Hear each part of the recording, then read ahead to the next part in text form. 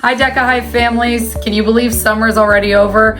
I know we can't, but we're really excited to see your students on August 12th. So put that in your calendars, make sure you know August 12th is the day we start back at school. All students should be here and in their classes by 8:45 a.m. Speaking of August 12th and where you should go, please remember that our parking pattern and pickup and drop off is the same as it's been before. So when you get here in the morning, you should drive on Rubicon along the soccer fields and the tennis courts and drop your students off there. Please do not pull into the parking lot. You won't be able to the first couple of days anyways because UD parking will be there, but even after that, please, when you're dropping off and picking up your students, do not pull into the parking lot. It congests traffic and it makes our jobs hard and UD's jobs hard, so please make sure that you're following the way that you're supposed to. Also, if you need to pick up students in the back parking lot or would like to pick them up over at Speedway or somewhere else, that's totally fine. Just make sure your students know where you plan on picking them up.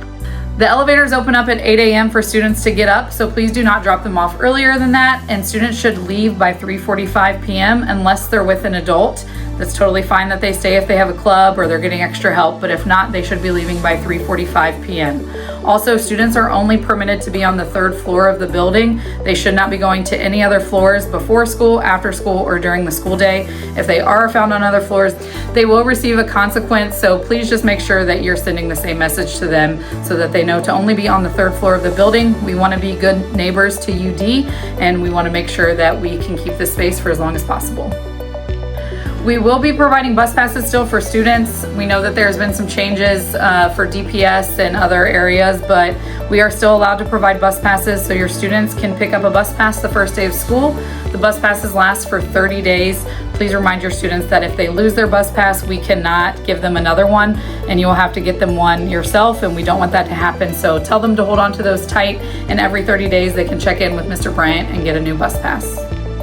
Also this year, our electronics device policy is slightly changing. Students are only permitted to have devices that are approved, which mostly include DECA Chromebooks, DECA headphones, and any other laptop or Chromebook that's been approved by Mr. Stewart.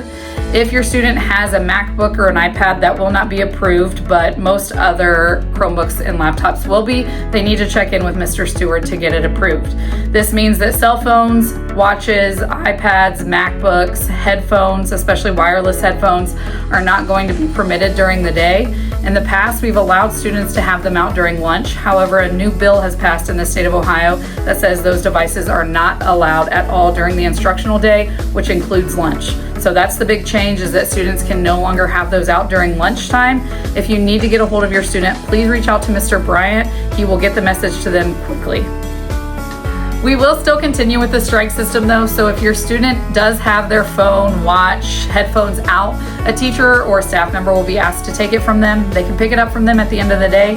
We're not holding things overnight, but if they reach 3 strikes, they will receive a Thursday night school, which is a new change. We used to have Friday night schools. This year we're switching to Thursday night school, so from 3:45 to 6 p.m.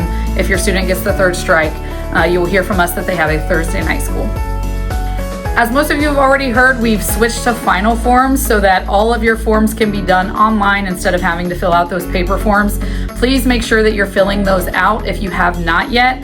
Your forms should all turn green once you're done with all of them, but we do have a quick note. On the emergency medical form, you must have an emergency contact in there, and unfortunately, if you sign it without putting an emergency contact, it's still turning green. So please go back in and check and make sure that you have the emergency contact in there so that we know who to reach in case of an emergency. Also, we can use those emergency contacts as people that are authorized pickup persons for your student. So if you want someone to be able to pick up your student from school, you should add them to that. We will be sending out a separate form for authorized pickup. That's not been uploaded yet to Final Forms, but look out for a Parent Square message because we'll be sending it out on there. And lastly, there's just a few things we're going to ask parents to come to this first quarter. The first one is back to school night. That's August 21st at 6 p.m. Please make it a priority to be there. You'll get to know all of your students' teachers. You'll get to follow their schedule and learn what they'll be doing in school. It's really important that we see all the parents and guardians at that first meeting. Also, if you show up, your students will get a Brown Street Pass for the following Friday in advisory. And then our second parent meeting of the year is just for 9th through 11th grade parents and guardians, and that will be September 23rd at 6 p.m. Please also put that on your calendars now. You'll get to hear about our graduation maps that we're creating and also our new student dashboards, which will be really helpful for you to see. And last but not least, all the senior things for first quarter. The first is that FAFSA night will be October 7th at 6 p.m. So please put that on your calendar if you're a senior parent or guardian.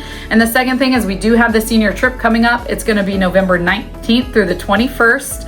And they're going to Charlotte, North Carolina. Miss Shoecraft has a lot of really fun things planned for them. If you want your student to go on the trip, the first deposit will be September 5th.